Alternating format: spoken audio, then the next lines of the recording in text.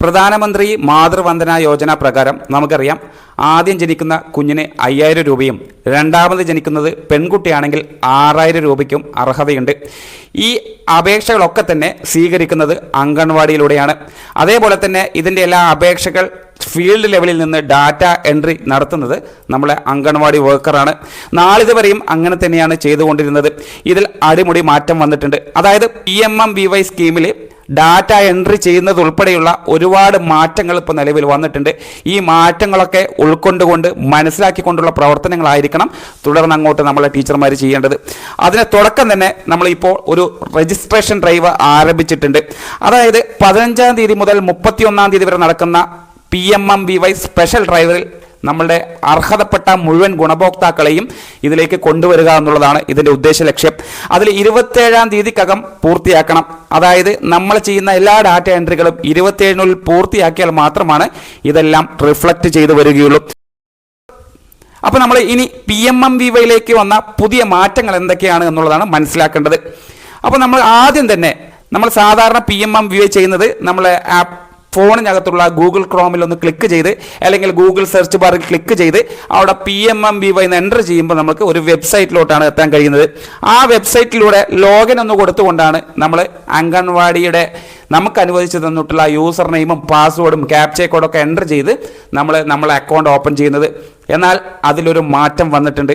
നമ്മളെല്ലാ ടീച്ചർമാരും നമ്മളെ ഫോണിനകത്ത് ഒരു പുതിയ 2 ആപ്ലിക്കേഷനുകൾ ഇൻസ്റ്റാൾ ചെയ്യേണ്ടതുണ്ട്. ആ ഇൻസ്റ്റാളേഷൻ പൂർത്തിയാക്കിയതിന് ശേഷമായിരിക്കണം തുടർന്ന് അങ്ങോട്ടുള്ള എല്ലാ പ്രവർത്തനങ്ങളും നമ്മൾ ചെയ്യേണ്ടത്. കാരണം ഇപ്പോൾ FRS എന്ന് പറയുന്നത് ഈ ഫേഷ്യൽ റെക്കഗ്നിഷൻ സിസ്റ്റം എന്ന സംവിധാനം കൊണ്ടുവന്നിട്ടുണ്ട്. നിലവിൽ പോഷൻ ട്രാക്കറിൽ FRS പൂർത്തിയാക്കിയ ഒരു ഗുണഭോക്താവിന് മാത്രമാണ് നമ്മൾക്ക് PMMVY ആപ്ലിക്കേഷനിൽ എൻട്രി ചെയ്യാനും അതിന് അപേക്ഷിക്കാനും കഴിയുകയുള്ളൂ എന്ന സാഹചര്യം നമുക്ക് എല്ലാവർക്കും അറിയാവുന്നതാണ്. അപ്പോൾ നേരത്തെ തന്നെ പോഷൻ ട്രാക്കറിൽ ഇതെല്ലാം പൂർത്തിയാക്കിയിട്ടും അപേക്ഷകൾ പൂർണ്ണമാവാതെ ബുദ്ധിമുട്ടുന്ന നമ്മുടെ ടീച്ചേഴ്സ് ഉണ്ട്. ഇവർക്കെല്ലാവരും ഉപകരിക്കുന്ന ഒരു സെഷൻ ആയിരിക്കും ഇത്. അതുകൊണ്ട് തന്നെ സ്കിപ്പ് ആവാതെ അവസാനം വരെയും ഈ വീഡിയോ ശ്രദ്ധിച്ച് മനസ്സിലാക്കിക്കൊണ്ട് നിങ്ങളുടെ സുഹൃത്തുക്കൾക്കും കൊളീഗ്സിനും ഈ ഡീറ്റെയിൽസ് അയച്ചു കൊടുത്ത് ഇനി അങ്ങോട്ടുള്ള എല്ലാ PMMVY ഡാറ്റ എൻട്രി ഉൾപ്പെടെയുള്ള പ്രവർത്തനങ്ങളും കൃത്യമായി ചെയ്തു തീർക്കുക.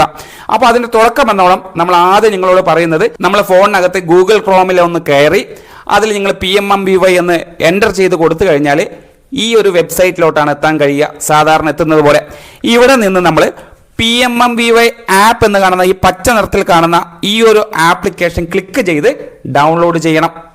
അതിനുശേഷം തൊട്ടടുത്ത് കാണുന്ന മഞ്ഞ നിറത്തിലുള്ള ആധാർ ഫേസ് RD എന്ന് കാണുന്ന ഒരു ആപ്ലിക്കേഷൻ ഉണ്ട്. അത് നിങ്ങൾ ക്ലിക്ക് ചെയ്ത് ഡൗൺലോഡ് ചെയ്തെടുക്കുക. ഏത് ഫോണിലാണോ നിങ്ങൾ PMMVY രജിസ്ട്രേഷൻ ചെയ്യാൻ ഉദ്ദേശിക്കുന്നത് ആ ഫോണിലേക്കാണ് ഈ 2 ആപ്ലിക്കേഷനുകളും ഇൻസ്റ്റാൾ ചെയ്തെടുക്കേണ്ടത്. അപ്പോൾ നമുക്ക് ഇൻസ്റ്റലേഷൻ പൂർത്തിയാക്കി കഴിഞ്ഞാൽ നമ്മൾ ഫോണിനകത്ത് ഇത് പ്രകാരം ഒരു PMMVY സോഫ്റ്റിൻ്റെ ഒരു ഐക്കൺ നിങ്ങൾക്ക് കാണാൻ സാധിക്കും.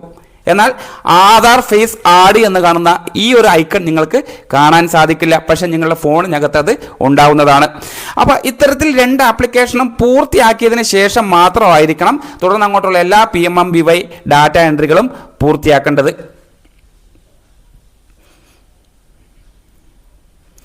അതുപോലെ തന്നെ നമ്മൾ നാളിതുവരെയും ചെയ്ത പോലെയല്ല, നമുക്കിപ്പോൾ ഒരു ടൈം അനുവദിച്ച് തന്നിട്ടുണ്ട്. അതായത് അതിൽ രാവിലെ 9 മണി മുതൽ വൈകുന്നേരം 9 മണി വരെ മാത്രമേ നമുക്ക് ഈ ഡാറ്റ എൻട്രി പൂർത്തിയാക്കാൻ സാധിക്കുകയുള്ളൂ. അതായത് ഒരു ആപ്ലിക്കേഷൻ നമുക്ക് കിട്ടിക്കഴിഞ്ഞാൽ അപേക്ഷ നമ്മൾ എൻറ്റർ ചെയ്യുന്ന സമയം ഇപ്പോൾ ഇവിടെ പരിമിതപ്പെടുത്തിയിട്ടുണ്ട്. അതായത് രാവിലെ 9 മണി മുതൽ വൈകുന്നേരം 9 മണി വരെയാണ്. അതിൽ ശനി ഞായർ ഒഴിവുകളൊന്നുമില്ല. എല്ലാ ദിവസങ്ങളിലും രാവിലെ 9 മുതൽ വൈകുന്നേരം 9 വരെയുള്ള സമയങ്ങളിലാണ് നമ്മളെ ഡാറ്റ എൻട്രി ചെയ്യാൻ സാധിക്കുകയുള്ളൂ എന്നുള്ളൊരു മാറ്റം ആദ്യമായി ഇതിലേക്ക് കൊണ്ടുവന്നിട്ടുണ്ട് എന്നുള്ളതാണ്. അപ്പോൾ നമ്മളൊരു ഡാറ്റ എൻട്രി ചെയ്യുന്നതിന് നമുക്കറിയാം ആദ്യം തന്നെ നമ്മൾ ഈ PMMVY സോഫ്റ്റ് ആപ്ലിക്കേഷൻ ഡൗൺലോഡ് ചെയ്തതിന് ശേഷം നമ്മൾക്ക് അവിടെ യൂസർ നെയിമും പാസ്വേഡും നമ്മൾ സാധാരണ കൊടുക്കുന്നത് പോലെ എൻ്റർ യൂസർ ID എന്ന് കാണുന്ന ഭാഗത്ത് നിങ്ങൾക്ക് അനുവദിച്ച് തന്നിട്ടുള്ള ANG എന്ന് തുടങ്ങുന്ന ആ ഭാഗത്ത് നിങ്ങളുടെ ലോഗിൻ ഐ ഡി അവിടെ ഒന്ന് എൻ്റർ ചെയ്ത് കൊടുക്കുക. എൻ്റർ പാസ്വേഡ് എന്ന് കാണുന്ന ഭാഗത്ത് അവിടെ പാസ്വേഡ് എൻ്റർ ചെയ്യുക. അതിനുശേഷം ലോഗിൻ എന്ന് കാണുന്ന ഈ ബട്ടൺ ഒന്ന് ക്ലിക്ക് ചെയ്ത് കഴിഞ്ഞാൽ നിങ്ങളുടെ അക്കൗണ്ട് ഓപ്പൺ ആയിട്ട് വരും. അതിനുശേഷം നമ്മൾ സാധാരണ ചെയ്യുന്നത് പോലെ തന്നെ ഇടതുവശത്ത് കാണുന്ന ആ ടാബിൽ നിന്നും ഡാറ്റ എൻട്രി എന്ന് കാണുന്ന ഭാഗം ക്ലിക്ക് ചെയ്യുക. അവിടെ നിന്നാണ് നമ്മൾ ആദ്യത്തെ പ്രസവമാണെങ്കിലും അല്ലെങ്കിൽ രണ്ടാമത്തെ അപേക്ഷയാണെങ്കിലും നമ്മൾ പൂരിപ്പിക്കേണ്ടത്. അപ്പോൾ ഡാറ്റ എൻട്രി എന്ന് കാണുന്ന ഭാഗം ക്ലിക്ക് ചെയ്ത് കഴിഞ്ഞാൽ ഇത്തരത്തിലൊരു പേജ് ഓപ്പൺ ആയി വരും. അവിടെ പേഴ്സണൽ പ്രൊഫൈലാണ്. അതിൽ ആദ്യത്തെ ചോദ്യം നിങ്ങൾക്കറിയാം, ബെനിഫിഷ്യറി ഗവൺമെന്റ് എംപ്ലോയി ആണോ എന്നുള്ളത്. അവിടെ ഡിഫോൾട്ട് ആയിട്ട് നോ എന്ന് തന്നെയാണ് കാണാൻ കഴിയുക. അത് നിങ്ങൾക്ക് അറിയാവുന്നതാണ്. തൊട്ട് താഴെ അപ്ലൈയിങ് ഫോർ നമ്മൾ ഇവിടെ ശ്രദ്ധിക്കണം. ഫസ്റ്റ് ചൈൽഡ് ആണോ സെക്കൻഡ് ഗേൾ ചൈൽഡ് ആണോ നമ്മൾ അപേക്ഷ കൊടുക്കുന്നത്? ഫസ്റ്റ് ചൈൽഡ് എന്ന് കാണുന്ന ഭാഗത്ത് ക്ലിക്ക് ചെയ്യുക.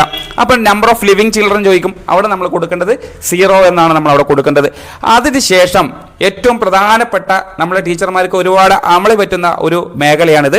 ഇവിടെ നിങ്ങൾ PMMVY കുറിച്ചിട്ട് എന്താണ് എന്നുള്ളൊരു ചെറിയൊരു സംഗ്രഹം കൊടുത്തിട്ടുണ്ട്. അവിടെ ആ കാണുന്ന ഭാഗത്ത് നിങ്ങളവിടെ ടിക്ക് മാർക്ക് കൊടുക്കണം. ആ സ്ക്വയറിനകത്ത് ഒരു ടിക്ക് മാർക്ക് കൊടുക്കണം. ഒപ്പം തന്നെ അവിടെ does the beneficiary have Aadhaar card ഉണ്ടോ എന്നാണ് ചോദിക്കണം. അവിടെ ആധാർ കാർഡ് ഇല്ലെങ്കിൽ അവിടെ നമുക്ക് മുന്നോട്ട് പോകാൻ കഴിയില്ല. അവിടെ ഉണ്ട് എന്ന് തന്നെയാണ് കൊടുക്കേണ്ടത്. അതിനുശേഷം നമ്മൾ നെയിം ചോദിക്കുന്നുണ്ട്. ആ നെയിമിൻ്റെ അവിടെ നമ്മൾ കൃത്യമായിട്ട് ആധാറിൽ എങ്ങനെയാണോ ആ ഗുണഭോക്താവിൻ്റെ പേരുള്ളത് അത് പ്രകാരം തന്നെ എൻ്റർ ചെയ്യുക. ആധാർ നമ്പർ എൻ്റർ ചെയ്യുക. ഇതെല്ലാം നിങ്ങൾക്ക് അറിയുന്ന കാര്യങ്ങളാണ്, നാളിതുവരെ ചെയ്തു വന്നതുമാണ്. എന്നാൽ ഇനി പ്രധാനമായിട്ടും ശ്രദ്ധിക്കേണ്ട ഒരു കാര്യമാണ് ഈ പച്ച നിറത്തിൽ കാണുന്ന face recognition through Poshan tracker എന്നുള്ള ഭാഗം നിങ്ങൾ ശ്രദ്ധിക്കുക. ഈ ഭാഗത്ത് നിങ്ങൾ ഇപ്പോൾ ക്ലിക്ക് ചെയ്യാൻ പാടുള്ളതല്ല. അതായത് ഡാറ്റ എൻട്രി പുരോഗമിക്കുന്ന സമയം നിങ്ങൾ ഈ ഭാഗത്ത് ക്ലിക്ക് ചെയ്യരുത്. ബാക്കിയുള്ള കാര്യങ്ങളൊക്കെ എൻ്റർ ചെയ്ത് വരിക. Date of birth, age, category, mobile number, അതേപോലെ മൊബൈൽ നമ്പർ ബിലോങ്സ് ടു എന്നൊക്കെ കാണുന്നുണ്ടല്ലോ, അതെല്ലാം ക്ലിക്ക് ചെയ്ത് മുന്നോട്ട് വരണം. ഇതെല്ലാം ക്ലിക്ക് ചെയ്ത് എലിജിബിലിറ്റി ക്രൈറ്റീരിയ ഉണ്ട്. ആ എലിജിബിലിറ്റി ക്രൈറ്റീരിയ എന്താണെന്ന് നിങ്ങൾക്ക് അറിയാം. ഒരു PMMVY അപേക്ഷ നൽകണമെങ്കിൽ അവർക്ക് ഏതൊക്കെ തരത്തിലുള്ള എലിജിബിലിറ്റി ഉണ്ടാവണം എന്നുള്ളത് നിങ്ങൾക്ക് അറിയാം. അതിൽ ഈ പറയുന്ന രേഖകളാണ് നിങ്ങൾ ഇവിടെ സബ്മിറ്റ് ചെയ്യേണ്ടത് അല്ലെങ്കിൽ അപ്ലോഡ് ചെയ്യേണ്ടത്. അതിൽ പ്രധാനമായിട്ടും ശ്രദ്ധിക്കുക, woman whose not family income is less than 8 lakh per annum എന്ന് പറയുന്നത്. അത് 8 ലക്ഷത്തിൽ കൂടുതൽ ഒരിക്കലും അവർക്ക് വാർഷിക വരുമാനം ഉണ്ടാവാൻ പാടുള്ളതല്ല. അപ്പം നമ്മൾക്കറിയാം ഈ പറയുന്ന രേഖ ഇൻകം സർട്ടിഫിക്കറ്റ് ആണ്. അത് ആദ്യം ആ ഗുണഭോക്താവിൻ്റെ പേരിൽ തന്നെ കളക്ട് ചെയ്തെടുക്കണം. പിന്നെ അതല്ലെങ്കിൽ അവരുടെ തൊഴിലുറപ്പിലെ കാർഡ് എടുക്കാം. അല്ലെങ്കിൽ കിസാൻ സമ്മാൻ നിധി കൊടുക്കുന്നുണ്ട്. നമുക്ക് 6000 രൂപ വർഷത്തിൽ നമ്മൾ പ്രധാനമന്ത്രിയുടെ കിസാൻ യോജന പ്രകാരം PM കിസാൻ യോജന പ്രകാരം എല്ലാ കർഷകർക്കും ഈ PM കിസാൻ സമ്മാൻ നിധി കൊടുക്കുന്നുണ്ട്. അത് കൊടുക്കുന്നതിന് തെളിയിക്കുന്ന രേഖ ഉണ്ടെങ്കിൽ അത് കൊടുക്കാം. അല്ലെങ്കിൽ ശ്രം കാർഡ് കൊടുക്കുന്നുണ്ട്, അതെടുക്കാം. അല്ലാന്നുണ്ടെങ്കിൽ ആയുഷ്മാൻ ഭാരത്, നമ്മളെ കാസ്പ് എന്ന് പറയും, കാരുണ്യ ആരോഗ്യ സുരക്ഷാ പദ്ധതി എന്നുള്ള പേരിലാണ് നമ്മൾ കേരളത്തിൽ അറിയപ്പെടുന്നത്. PMJAY എന്നുള്ള കാർഡാണ്. അത് അർഹതപ്പെട്ട ആളുകൾക്ക് ആ ഒരു കാർഡ് ഉണ്ടാവും. അത് നമുക്ക് വേണമെങ്കിൽ ഇവിടെ അപ്ലോഡ് ചെയ്യാം. അതല്ലെങ്കിൽ BPL റേഷൻ കാർഡ് ഇവിടെ കൊടുക്കാം.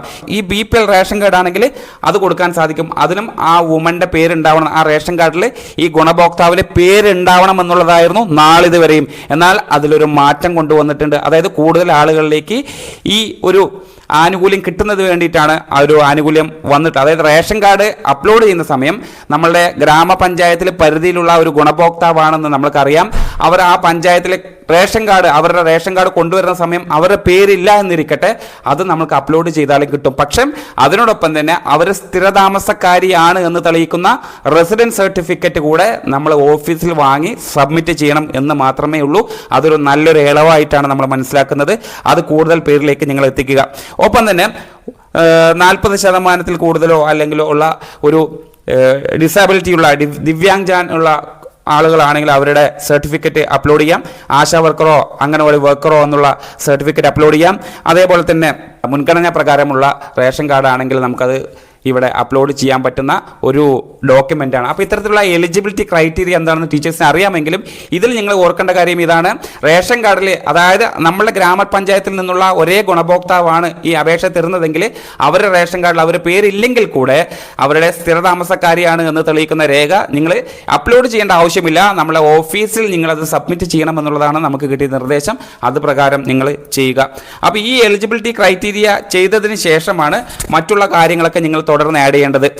ഈ സമയങ്ങളിൽ ഒന്ന് ഒന്നും തന്നെ ഈ പച്ച നിറത്തിലുള്ള FRS എന്നുള്ള ഓപ്ഷൻ ക്ലിക്ക് ചെയ്യരുത്.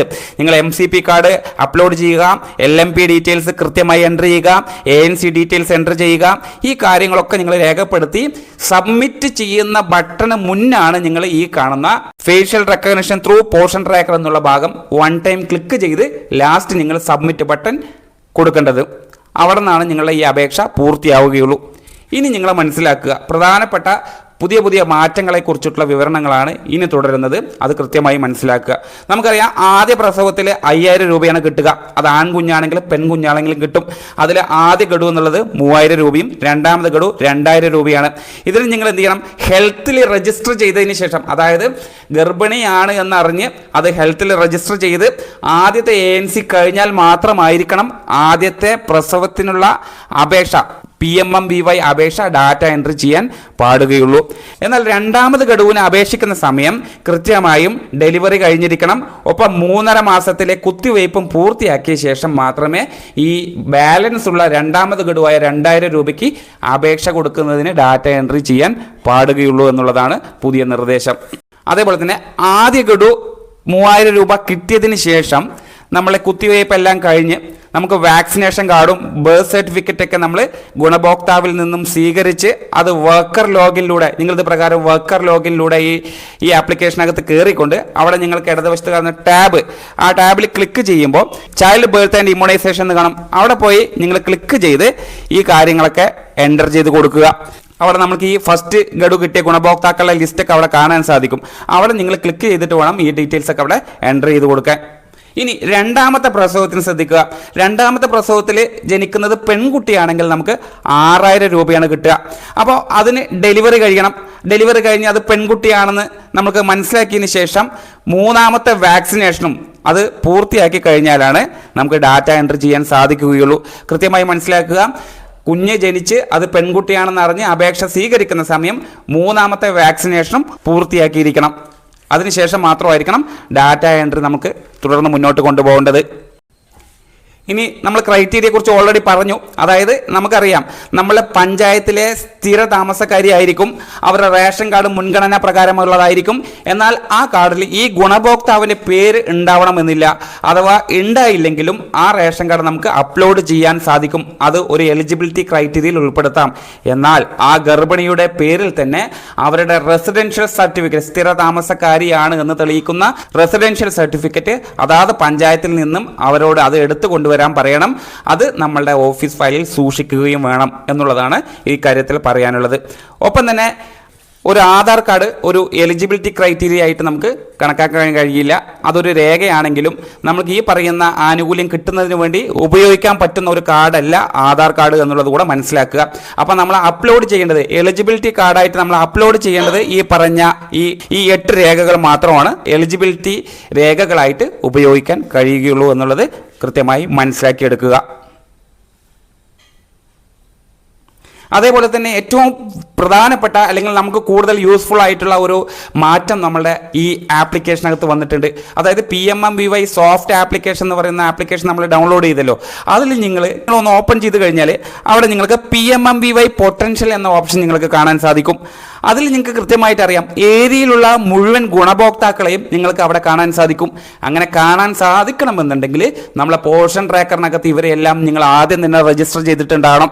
അത്തരത്തിൽ രജിസ്റ്റർ ചെയ്ത മുഴുവൻ ആളുകളെയും ഈ PMMVY പൊട്ടൻഷ്യൽ എന്ന് കാണുന്ന ഈ ടാബിൽ ക്ലിക്ക് ചെയ്താൽ നിങ്ങൾ കാണാൻ കഴിയും. ഇവിടെ നിന്ന് നിങ്ങൾക്ക് കൃത്യമായിട്ടുള്ള ഒരു ആക്ഷൻ സ്വീകരിക്കാം. അതായത് യഥാർത്ഥത്തിൽ ഈ വരുന്ന എല്ലാ അപേക്ഷകളും യഥാർത്ഥത്തിൽ PMMVY ആനുകൂല്യത്തിന് അർഹരായിട്ടുള്ള ആളുകളാണോ അല്ലയോ എന്നുള്ളത് നിങ്ങൾക്ക് ഇവിടെ നിന്ന് സെലക്ട് ചെയ്യാം. ഇവിടെ നിന്ന് തന്നെ നിങ്ങൾക്ക് ആക്ഷനും സ്വീകരിക്കാൻ കഴിയും. അതായത് മൂന്നാമത് ജനിക്കുന്ന പെൺകുട്ടിക്കും ചിലപ്പോൾ അല്ലെങ്കിൽ ആൺകുട്ടിക്കൊക്കെ അപേക്ഷകൾ ചിലപ്പോൾ വന്നിട്ടുണ്ടെങ്കിൽ അല്ലെങ്കിൽ അങ്ങനെയാണ് കാണുന്നതെങ്കിൽ ഇവിടെ നിന്ന് നിങ്ങൾക്ക് റിജക്റ്റ് ചെയ്യാനുള്ള സൗകര്യം ഉണ്ടായിരിക്കുന്നതാണ്. അപ്പോൾ ഈ ഒരു അപ്ഡേഷൻ നല്ലതാണ്. നമ്മൾക്ക് പോർഷൻ ട്രാക്കറിലുള്ള എല്ലാ ഗർഭിണികളെയും ചിലപ്പോൾ ലാക്ടേറ്റ് മദറിനെയൊക്കെ നിങ്ങൾക്ക് ഈ ഭാഗത്തും കാണാൻ സാധിക്കുമെന്നുള്ളതാണ് ഈ പുതിയ മാറ്റമായിട്ട് നമുക്ക് വന്നിട്ടുള്ളത്. അതേപോലെ തന്നെ ഒരുപാട് ടീച്ചേഴ്സിന് സംശയമുള്ള ഭാഗമാണ്, ആദ്യത്തെ ഗഡുവൊക്കെ നമുക്ക് കിട്ടി, അതായത് ഗുണഭോക്താവിന് കിട്ടിക്കഴിഞ്ഞു, അതിനുശേഷമാണ് അബോർഷനോ അല്ലെങ്കിൽ ചൈൽഡ് ഡെത്തോ സംഭവിച്ചതെങ്കിൽ രണ്ടാമത് ഗഡുവിന് അവർക്ക് അർഹതയില്ലാതെ വരുന്ന സാഹചര്യം നിലവിലുണ്ട്. അതായത് ഫസ്റ്റ് ഗഡു കിട്ടിയതിന് ശേഷം ആ ഗുണഭോക്താവിന് ആദ്യത്തെ ഗഡു കിട്ടിയതിന് ശേഷം പിന്നീട് അബോർഷനോ അല്ലെങ്കിൽ ചൈൽഡ് ഡെത്തോ സംഭവിക്കുന്ന സാഹചര്യങ്ങൾ ഒരുപാട് ഉണ്ടായിട്ടുണ്ട്. അപ്പോൾ ഇത്തരം സാഹചര്യം വരുന്ന സമയം അവർക്ക് രണ്ടാമത് ഗഡുവിന് അർഹതയില്ലാതെ വരുന്ന ഒരു സാഹചര്യം നിലവിലുണ്ട്. എന്നാൽ ആ സാഹചര്യത്തിൽ നിന്നൊരു മാറ്റമുണ്ട്. ആദ്യത്തെ ഗഡു സ്വീകരിച്ചു കഴിഞ്ഞതിന് ശേഷം വേറെ എന്തെങ്കിലും അസ്വാഭാവികമായി അബോർഷനോ ചൈൽഡ് ഡെത്തോ സംഭവിച്ചാലും മറ്റുള്ള ഗഡുക്കൾക്ക് അവർക്ക് അർഹതയുണ്ട് എന്നുള്ളതാണ്. അങ്ങനെ കിട്ടണമെന്നുണ്ടെങ്കിൽ നമ്മൾ ടീച്ചർ ചെയ്യേണ്ട പ്രധാനപ്പെട്ട പ്രവർത്തനം ഇതാണ്. അതായത് അംഗൻവാടി വർക്കറുടെ ലോഗിനിൽ കയറിക്കൊണ്ട് അവിടെ കേസ് ക്ലോഷർ എന്ന് കാണുന്ന ഭാഗം നിങ്ങൾക്ക് കാണാൻ സാധിക്കും. അവിടെ നിങ്ങൾ കേസ് ക്ലോഷറിൽ പോയിട്ട് കൃത്യമായിട്ടുള്ള റീസൺ അടിച്ചു കൊടുക്കുക. അത് അബോർഷൻ ആണോ, ചൈൽഡ് ഡെത്ത് ആണോ, മിസ്കാരേജ് ആണോ, എന്താണ് അവിടെ സംഭവിക്കുന്നത് എന്നുള്ളത് നിങ്ങൾ അവിടെ കൃത്യമായി എൻ്റർ ചെയ്ത് ആ കേസ് അങ്ങോട്ട് ക്ലോസ് ചെയ്ത് കൊടുക്കുക. കേസ് ക്ലോസ് ചെയ്ത ശേഷം ഇത് സൂപ്പർവൈസർക്ക് പോവും. അവിടെ സൂപ്പർവൈസറും അതേപോലെ വെരിഫിക്കേഷൻ പൂർത്തിയാക്കി കേസ് ക്ലോഷർ കൊടുക്കും. അത് നമ്മൾ CDPOക്ക് പോവും. CDPO ലോഗിലും അത് കേസ് ക്ലോഷർ കൊടുത്തു കഴിഞ്ഞാൽ മാത്രമാണ് പിന്നീടുള്ള ഗഡുകൾക്കോ അല്ലെങ്കിൽ പ്രസവത്തിനോ അവർക്ക് ആനുകൂല്യം ലഭിക്കുകയുള്ളൂ. അത്തരത്തിൽ കേസ് ക്ലോഷർ കൊടുക്കാതെ പെൻഡിംഗ് ആയി നിർത്തിക്കഴിഞ്ഞാൽ പിന്നീടുള്ള ഒരു പ്രസവത്തിനോ ഗഡുക്കൾക്കോ അവർക്ക് ഗുണഭോക്താക്കൾക്ക് ആനുകൂല്യം കിട്ടില്ല എന്നുള്ളത് മനസ്സിലാക്കുക. ഒപ്പം ആദ്യത്തെ ഗഡു കിട്ടിയതിന് ശേഷമാണ് മറ്റെല്ലാ സംഭവങ്ങളും നടക്കുന്നതെങ്കിലും അവർക്ക് മുഴുവൻ തുകയ്ക്കുമുള്ള അർഹത ഉണ്ടാവും എന്നുള്ള ഒരു പുതിയൊരു മാറ്റം കൂടെ ഇതിനകത്തേക്ക് വന്നിട്ടുണ്ടത്. കൃത്യമായി ടീച്ചർമാരത് മനസ്സിലാക്കി അതെല്ലാം നിങ്ങളുടെ കൊളീഗ്സിനും കൂടി ഷെയർ ചെയ്ത് കൊടുക്കുക. ഒപ്പം തന്നെ ഒരു അപേക്ഷ പൂർത്തിയാക്കി കഴിഞ്ഞാൽ, അതായത് നമുക്കറിയാം നമ്മളെ ടീച്ചർ ഒരു അപേക്ഷ പൂർത്തിയാക്കി കഴിഞ്ഞാൽ അവർക്കൊരു ബെനിഫിഷ്യറി ID കിട്ടും. കൃത്യമായി നിങ്ങളെ PMMVY രജിസ്റ്ററിൽ രേഖപ്പെടുത്തി വെക്കണം. അത് പിന്നീട് നിങ്ങൾക്ക് ആ ഗുണഭോക്താവിൻ്റെ എല്ലാ ഗഡു കിട്ടുന്നത് വരെയും അത് കഴിഞ്ഞാലും അത് നിങ്ങൾക്ക് റെഫർ ചെയ്യാനും അതിൻ്റെ കാര്യങ്ങളൊക്കെ ചെക്ക് ചെയ്യാനും സാധിക്കുമെന്നുള്ളതാണ്. അതായത് ഒരുപാട് ഗുണഭോക്താക്കൾ നമ്മൾ പരാതിയുമായി വന്ന് പറയാറുണ്ട്, നമ്മൾക്ക് ആനുകൂല്യം ഈ ബാങ്കിൽ കിട്ടിയിട്ടില്ല, അല്ലെങ്കിൽ ആ അക്കൗണ്ടിൽ കയറിയിട്ടില്ല. അങ്ങനെയുള്ള ഒരുപാട് പ്രശ്നങ്ങൾ ഫേസ് ചെയ്യുന്നത് നമ്മൾ ഏറ്റവും കൂടുതൽ നമ്മുടെ അംഗനവാടി വർക്കേഴ്സ് ആയിരിക്കും. അപ്പോൾ നമ്മൾ ടീച്ചർമാർ പ്രത്യേകം ശ്രദ്ധിക്കുക. ഈ സൂക്ഷിച്ചു വെച്ച ID ഉപയോഗപ്പെടുത്തിക്കൊണ്ട് തന്നെ നിങ്ങളുടെ ലോഗിനിൽ കയറി അവിടെ സെർച്ച് ബെനിഫിഷ്യറി എന്ന് കാണുന്ന ഒരു ഓപ്ഷൻ ഉണ്ട്. അവിടെ ക്ലിക്ക് ചെയ്ത് കഴിഞ്ഞാൽ ഈ ID ഉപയോഗപ്പെടുത്തിക്കൊണ്ട് നിലവിൽ ആ ഗുണഭോക്താവിന് പൈസ കയറിയിട്ടുണ്ടോ അല്ലെങ്കിൽ എന്തെങ്കിലും പെൻഡിങ് ഉണ്ടോ, അതേപോലെ തന്നെ ഏത് അക്കൗണ്ടിലാണ് പൈസ കയറിയത് എന്നുള്ളത് വരെയുള്ള വിവരങ്ങൾ നിങ്ങൾക്ക് കൃത്യമായി അറിയാനും അത് ഗുണഭോക്താക്കൾക്ക് ഷെയർ ചെയ്യാനുമുള്ള ഒരു ഓപ്ഷനാണ് ഇപ്പോൾ പുതിയ PMMVY സംവിധാനത്തിലേക്ക് വന്നിട്ടുള്ളത്. അപ്പോൾ ഈ പറഞ്ഞ കാര്യങ്ങളൊക്കെ തന്നെ മനസ്സിലാക്കി ഉൾക്കൊണ്ടുകൊണ്ട് കൃത്യമായി തെറ്റുകൂടാതെ രേഖപ്പെടുത്തി കഴിഞ്ഞാൽ ഒരു ബെനിഫിഷ്യറിക്കും ഒരു രൂപ പോലും നഷ്ടപ്പെടാതെ നമ്മൾക്ക് ആനുകൂല്യങ്ങൾ അർഹതപ്പെട്ട ആളുകളിലേക്ക് എത്തിക്കാൻ കഴിയുമെന്നുള്ളതാണ്.